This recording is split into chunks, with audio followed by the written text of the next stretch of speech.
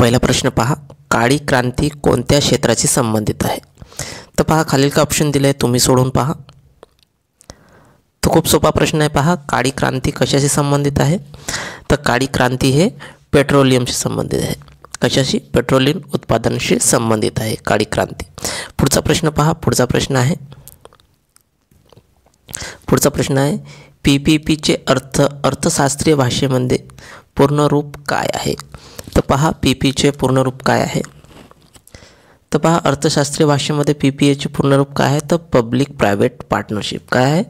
Public private partnership. म्हणजे आपलं उत्तर येणार बी. पुढचा प्रश्न पहा. पुढचा प्रश्न आहे, अर्थशास्त्राचे जनक कोणाला म्हटले जाते? तर पहा खालील ऑप्शन दिले. खूप सोपा प्रश्न आहे. अर्थशास्त्राचे जनक कोणाला म्हटले जाते?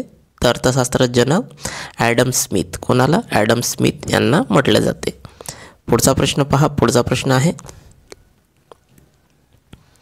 पुढचा प्रश्न पहा, महाराष्ट्र महसूल दिन केव्हा असतो? तो केव्हा असतो? खूप सोपा प्रश्न आहे हा.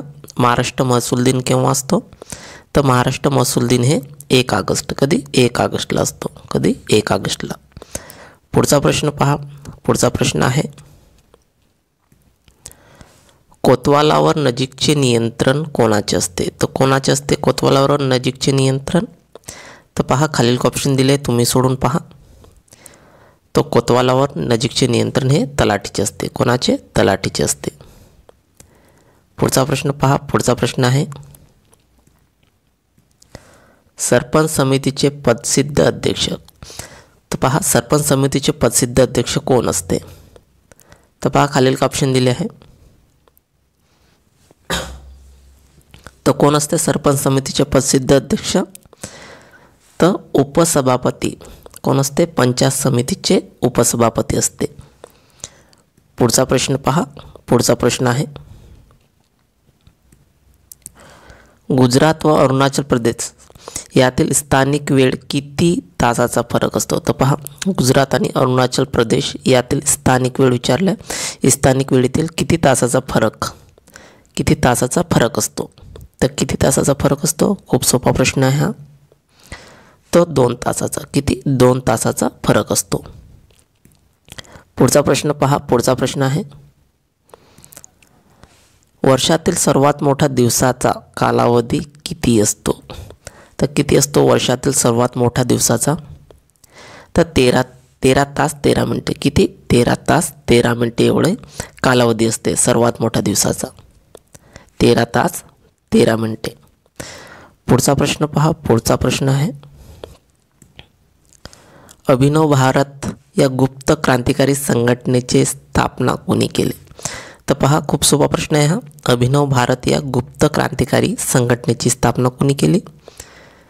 तर कोणी केली? आपलं उत्तर येणार सी, विनायक दामोदर सावरकर. कोणी केली? विनायक दामोदर सावरकर यांनी अभिनव भारत या गुप्त संघटनेची स्थापना केली. पुढचा प्रश्न पहा. पुढचा प्रश्न आहे, भारत छोडो आंदोलनात काँग्रेस रेडिओ चालवण्याची महत्त्वपूर्ण भूमिका कोणी बजावली? तर पहा 1942 मध्ये भारत छोडो आंदोलनाच्या काँग्रेस रेडिओ चालवण्याची महत्त्वपूर्ण भूमिका कोणी बजावली होती? तर पहा खालील ऑप्शन दिले आहे. छोडो भारत आंदोलनाच्या वेळी तर उषा मेहता. कोणी? उषा मेहतांनी. पुढचा प्रश्न पहा. पुढचा प्रश्न आहे, शिवशाहीचा शोध पुस्तकाचे लेखक कोण आहे किंवा कोणी लिहिला? तर पहा शिवशाहीचा शोध या पुस्तकाचे लेखक कोण आहे? लिहिला झालं इथं तर कोण आहे? तर पहा शिवशाही या पुस्तकाचे लेखक कोण आहे? तर वसंत कानेटकर. कोण आहे? वसंत कानेटकर आहे. पुढचा प्रश्न पहा. पुढचा प्रश्न आहे, ध्वनी तरंगाची आवर्ती मोजण्याचे SI काय आहे? SI एकक किंवा SI पद्धती काय आहे? पहा ध्वनी तरंगाची आवर्ती कशामध्ये मोजले जातात? तर हर्ट्समध्ये. कशामध्ये? हर्ट्समध्ये. तर ध्वनी तरंगाची मोजण्याचे एकक काय आहे? SI एकक काय आहे? तर हर्ट्स आहे. पुढचा प्रश्न पहा. पुढचा प्रश्न आहे, रक्तदाब कोणत्या साधनाच्या सहाय्याने मोजला जातो? तर पहा रक्तदाब कोणत्या साधनाच्या सहाय्याने मोजला जातो? तर पहा खालील ऑप्शन दिले आहे. तर रक्तदाब हे सिग्मोमॅनोमीटर कशाद्वारे? सिग्मोमॅनोमीटरद्वारे मोजला जातो. पुढचा प्रश्न पहा. पुढचा प्रश्न आहे, महापौर आपला राजीनामा कोणाकडे देतो? तर पहा महापौर आपला राजीनामा कोणाकडे देतो? तर पहा खालील ऑप्शन दिले आहे.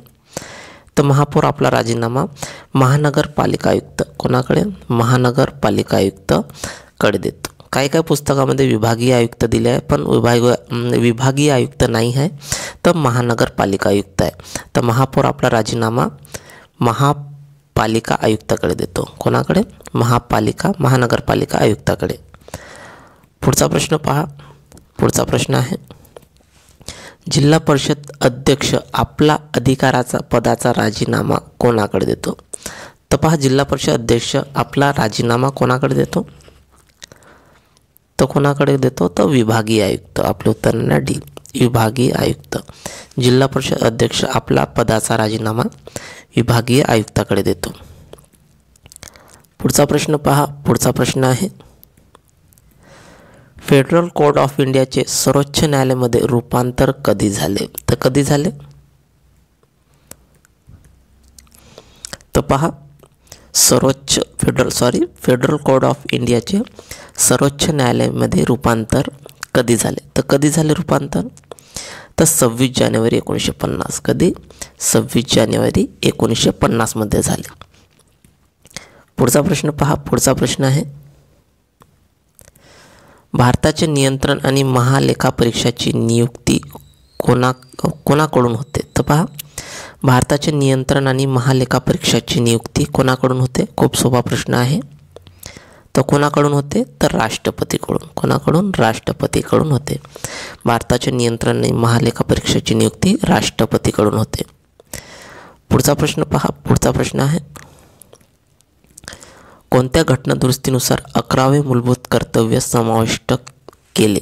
तर पहा कोणत्या घटनादुरुस्तीनुसार 11वे मूलभूत कर्तव्य समाविष्ट करण्यात आले किंवा केले? तर 86वी घटनादुरुस्तीनुसार. 86वी घटनादुरुस्तीनुसार 11वे मूलभूत कर्तव्य समाविष्ट करण्यात आले. पुढचा प्रश्न पहा. पुढचा प्रश्न आहे, घटनेमध्ये मूलभूत कर्तव्याचा समावेश ब्रॅकेटच्या शिफारशीवरून करण्यात आला.